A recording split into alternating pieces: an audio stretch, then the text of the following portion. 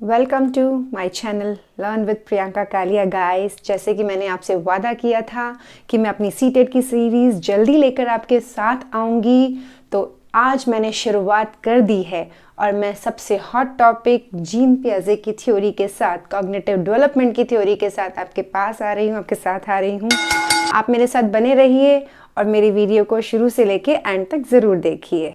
Guys मेरा purpose है आपको एक एक कंसेप्ट को बहुत इजी लैंग्वेज में समझाना, और उसके लिए मैं मेहनत करती हूँ शब्दों को तोड़ के, ताकि आपको पूरा समझ आ पाए। वाक्यों को इजी करके मैं आपके सामने लेकर आती हूँ। और गाइज मैंने इसीलिए, मेरा पर्पस है कि मैं इस वीडियो को ज़्यादा लंबा ना रख के छोटे छोटे कंटेंट्स को आपके सामने पेश करूं, ताकि आप उस कंसेप्ट को पहले क्लियर करें। अगर वीडियो ज़्यादा लंबी हो जाएगी तो शायद आपको मुश्किल हो। तो गाइज़ आपको सिर्फ मेरे लिए एक फेवर करना है, मेरी वीडियो को लाइक करना है, मेरे चैनल को सब्सक्राइब करना है एंड प्लीज़ शेयर भी करना है। गाइज़ जैसे कि हम आज पढ़ने वाले हैं जीन पियाजे की कॉग्निटिव डेवलपमेंट थ्योरी, तो जिसकी थ्योरी के बारे में पढ़ेंगे, पहले उनके बारे में जानना ज़रूरी है कि वो कौन थे, कब उनका बर्थ हुआ। छोटे छोटे क्वेश्चंस हैं, एक एक मार्क्स में आ सकते हैं, और आपको जिस तरह से मैं बता रही हूँ मुश्किल नहीं होगी, आप जल्दी से उस चीज़ को ग्रैस्प कर लेंगे। तो यहाँ पे हैं जीन पियाजे, हमारे आज के हीरो। इनका बर्थ हुआ था 1896 में एंड 1980 में ही डाइड। एंड ये स्विट्ज़रलैंड इनका ओरिजिन है, स्विट्ज़रलैंड में इनका जन्म हुआ था। इन्होंने जो थ्योरी दी थी, जिस थ्योरी को हम पढ़ेंगे, वो थ्योरी इन्होंने दी थी 1936 में। एंड इनकी ये फेमस क्यों हुए थे, ये फेमस हुए थे, इन्होंने चाइल्ड डेवलपमेंट की स्टेजेस बताई थी कि बच्चा किस तरह से मैक्सिमम अपनी ग्रोथ 14-15 ईयर्स तक ले लेता है। एंड इसके बाद ये एक साइकोलॉजिस्ट थे।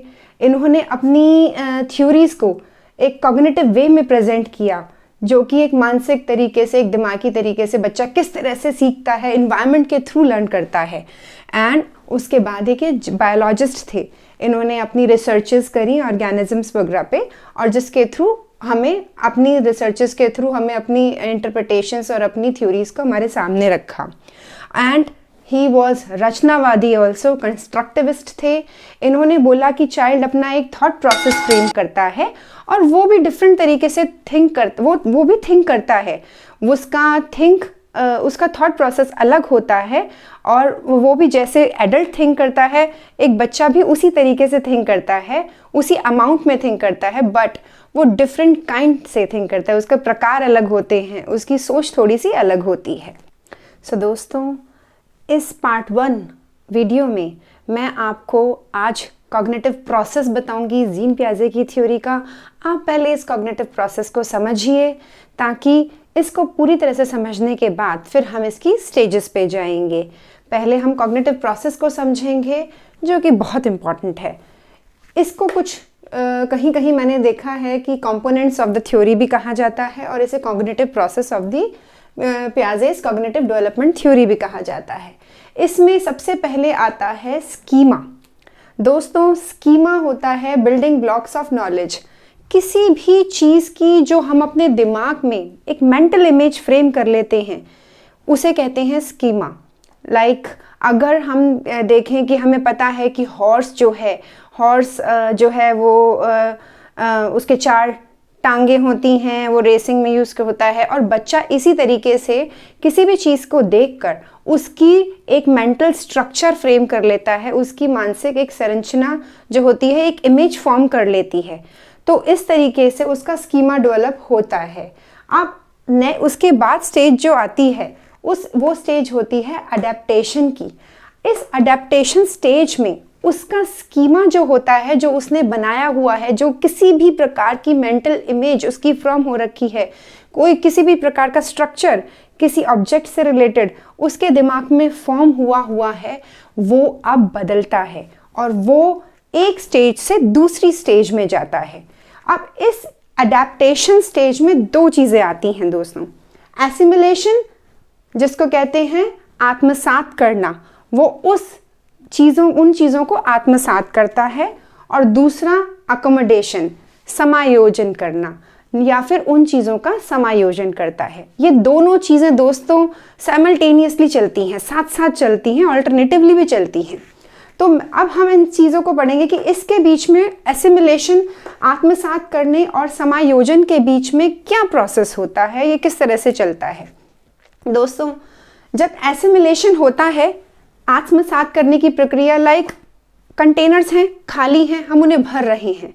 तो कोई भी इंफॉर्मेशन पहले से ही मेरे पास है, मेरे पास किसी चीज़ की पहले से ही मेंटल इमेज बनी हुई है। जैसे कि मैंने एग्जांपल दिया घोड़े की, घोड़े के 4 पाँव हैं, तो अब मुझे पता है कि घोड़ा 4 पाँव है और घोड़ा तेज़ भागता है, मेरे माइंड में ये इमेज है। पर मुझे ये नहीं पता था कि घोड़ा जो है वो काले रंग का भी होता है, सफ़ेद का भी होता है, भूरा का भी होता है। जब मुझे पता चला तो मैंने इस चीज़ को, इस इंफॉर्मेशन को ऐड ऑन किया कि घोड़ा काले रंग का भी होता है, सफ़ेद का भी होता है, भूरे का भी होता है। तो घोड़ा 4 पैरों के साथ साथ अलग अलग रंगों का भी होता है। तो मैंने इंफॉर्मेशन को अपने अंदर एसिमिलेट किया, आत्मसात किया। Now I am in situation of equilibrium, संतुलन। मुझे पता है कि मैंने उस इंफॉर्मेशन को ले लिया है, मुझे पता है कि घोड़ा कैसा होता है, किस तरह से होता है। पर सडनली क्या हुआ, मेरे सामने एक नई परिस्थिति उत्पन्न हो गई। मैं गई डेजर्ट में और मैंने देखा वहाँ तो ऊँट थे। अब ऊँट के भी 4 पाँव होते हैं और मुझे लगा ये भी तो घोड़ा ही है, घोड़े के 4 पाँव होते हैं, ऊँट भी रेस में भाग ले रहा है, तो ये ऊँट भी तो घोड़ा ही हो सकता है। तो यहाँ पर मेरी दिमागी असंतुलन हुआ। बच्चे के साथ इसी तरीके से प्रोसेस होता है। वहाँ पर उसके दिमाग में असंतुलन हुआ और उसको लगा ये भी घोड़ा है, बट उसको उस चीज़ को चेंज करना पड़ा, उस चीज़ को मॉडिफाई करना पड़ा अकोमोडेशन प्रोसेस के थ्रू, क्योंकि वहाँ पे उसको असंतुलन हुआ। यहाँ पे उसने घोड़े को समझ लिया कि वो ऊँट है, हॉर्स को उसने कैमल समझा। तो यहाँ पे उसे थोड़ा सा डिफरेंट हुआ, अरे उसके तो हॉर्स के तो हम्प नहीं था और कैमल के हम्प है। तो यहाँ पर उसकी डिसइक्विलिब्रियम की स्टेज आई। उस स्टेज को अब एकोमोडेशन के थ्रू उसने सेटल करना है। वो क्या करेगा, वो अपनी पुरानी जो इन्फॉर्मेशन थी उसको मॉडिफाई करेगा, चेंज करेगा, परिवर्तन होगा।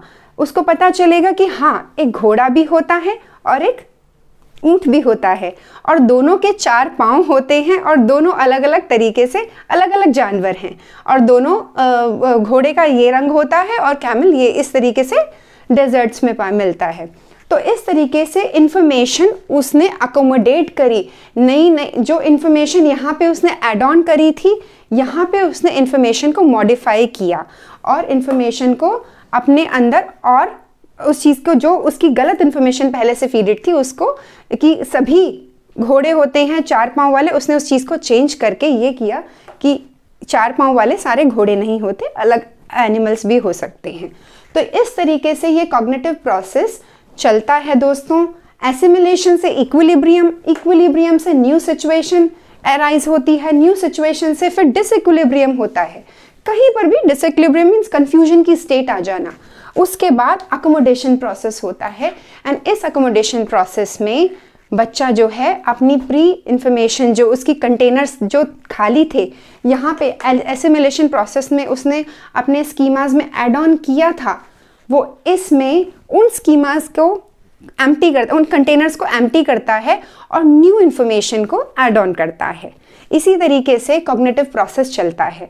दोस्तों मेरा पर्पस है आपको सही तरीके से कंसेप्ट को समझाना, और मैं चाहती हूँ कि मेरी छोटी छोटी वीडियोस में आप मेरे कंसेप्ट्स को समझें। मेरी अगले पार्ट में आप जीन पियाजे की स्टेजेस पढ़ेंगे, जो 4 स्टेजेस हैं, जिन 4 स्टेजेस में जीन पियाजे ने बच्चों की डेवलपमेंट को बताया है। 4 स्टेजेस में मतलब किस तरह से डेवलपमेंट होती है, 0 to 2 years and then in the end stage from till 14 years. In my next video you will learn about that, and please मेरे साथ बने रहिए और मेरी वीडियो को ज़रूर लाइक कीजिए, शेयर कीजिए, सब्सक्राइब कीजिए। Thank you.